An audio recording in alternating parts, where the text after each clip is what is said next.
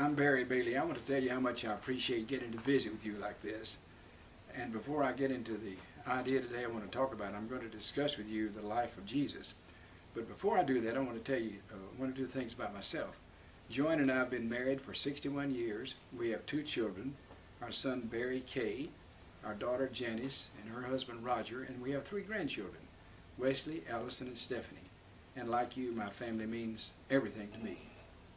Now for the next several minutes, I want to think with you about the life of Jesus. In the Christian faith, we all have certain ideas about Jesus. Actually, we don't know that much about him from the Bible. We know certain things, but there are these large gaps, and we speculate. At any rate, the word came to Mary that she would conceive a child. She was not married, therefore she was a virgin. And she realized she was pregnant. And then she was engaged to a man by the name of Joseph.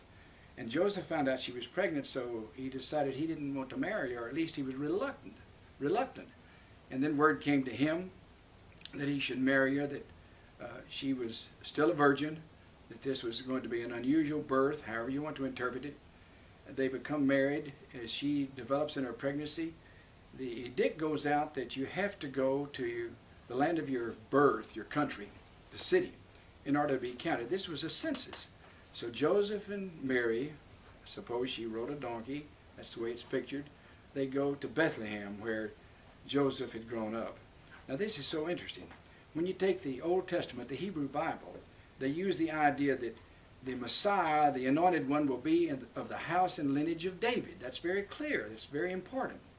In order to trace Jesus back to David, King David, you have to go through Joseph.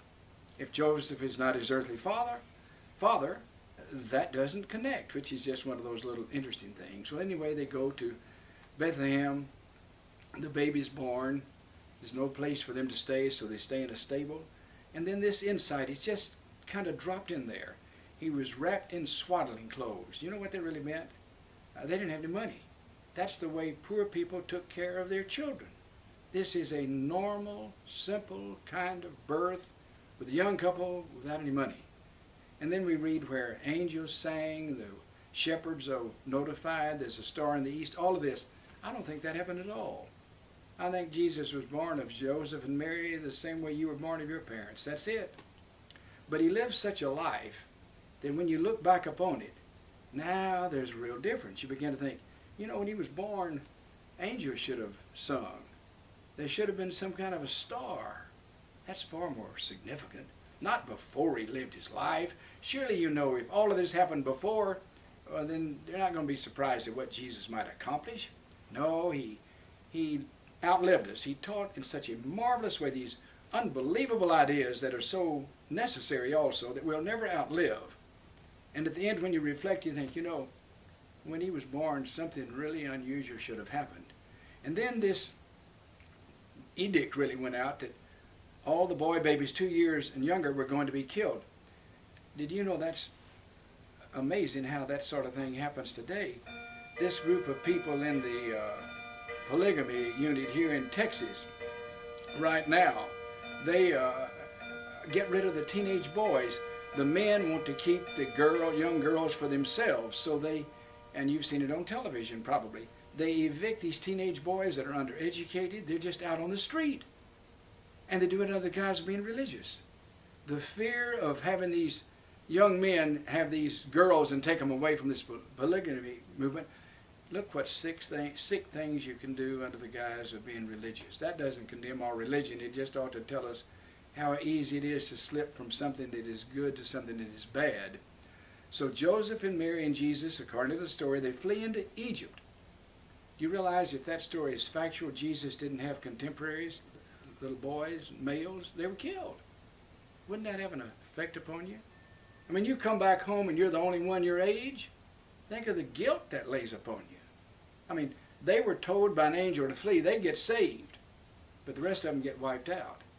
At any rate, according to the story, Jesus comes back home. You don't know much about him until he's a little older and he's lost in the temple there. He stays and talks with the professors for a while. His parents find him. They go back home. And then the next thing you know, he's dealing with what we call his public ministry. He begins to call his disciples.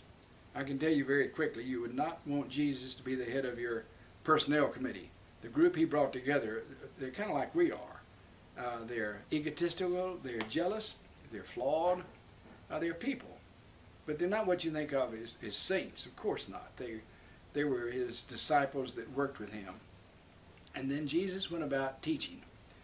These exaggerated things that they say about Jesus, I'm glad they're there. I don't believe them. They're not factual, but it's good to have them there. If they hadn't exaggerated about raising Lazarus from the dead or changing water into wine or walking on water or whatever else, we would have never known the idea of blessed are the meek, blessed are the merciful, blessed are you when you hunger and thirst for righteousness. Who is my neighbor? Well, it's the person that needs you the most. So Jesus began to teach in parables.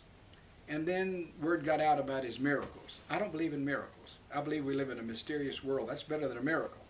If you believe in a miracle, you have God doing favors. Storm comes through and knocks out a lot of houses but saves yours. And you say, thank God, God saved me. You don't have a good God that does that. Look what he did to your neighbors.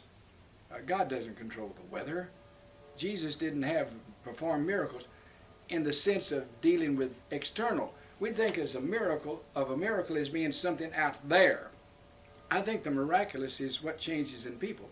When Jesus was at a wedding and they ran out of wine and his mother said, in reference to Jesus, do what he asked you to do. And he asked for these several containers to be brought there and they filled them with water. And then he's supposed to have turned the water into wine.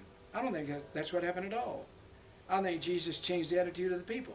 Suppose you go to someone's home and the person says, would you like a Coke? And you say, yes, I would.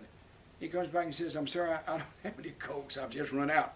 How about a cup of coffee? And you say, fine. He didn't change a Coke into coffee. No, you're just polite. You just switch. It's no big deal. It happens all along. I think that's what happened to these people.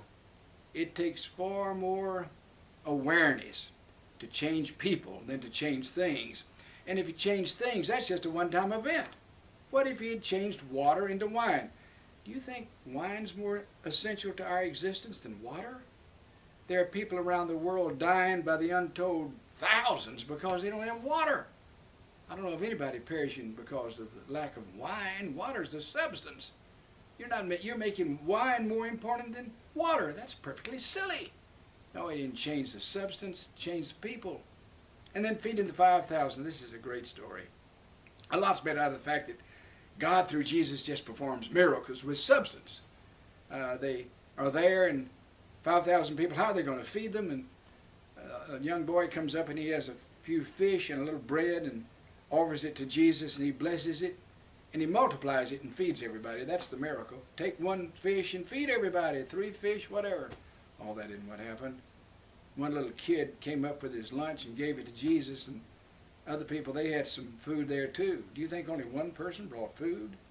And they began to share, and they had enough to go around, and they had something left over. Do you not know that's the real miraculous thing that can happen today when we start sharing? The great things that need to be accomplished, you cannot do it alone. Thank God you can't. But working together, we're amazed at what we can do. Change me so I share. I don't like the word miracle, but if I'm going to use it, I'm going to use it in reference to me. You changed me. That's a lot better than multiplying a fish. And so we sit here today with all kinds of ideas. You know, one of the reasons I don't like the theology that's preached, it's always treating God as the problem. If we can get God off our back, if we can get God to act, if we can get God to multiply the fish, if we can get God to feed the people, if we can get God to give us peace, what are we talking about? The Holy Spirit is within you and me. The most miraculous thing in the world is however you approach God. The teachings of Jesus, which I think are universal. I've said before, I don't think you have to be a Christian to try to follow the teachings of Jesus. None of us follow them, of course. But take the teachings of Jesus, which are universal. Blessed are the merciful. Blessed are you when you hunger and thirst for righteousness. The teachings of Jesus, which are universal. And God working through us, looking at problems. God is not our problem. Jesus doesn't save us from God. God's our hope. Jesus is a revealer to show us the nature of God. And working together, we might just be amazed at what we might accomplish. I certainly do thank you for watching this.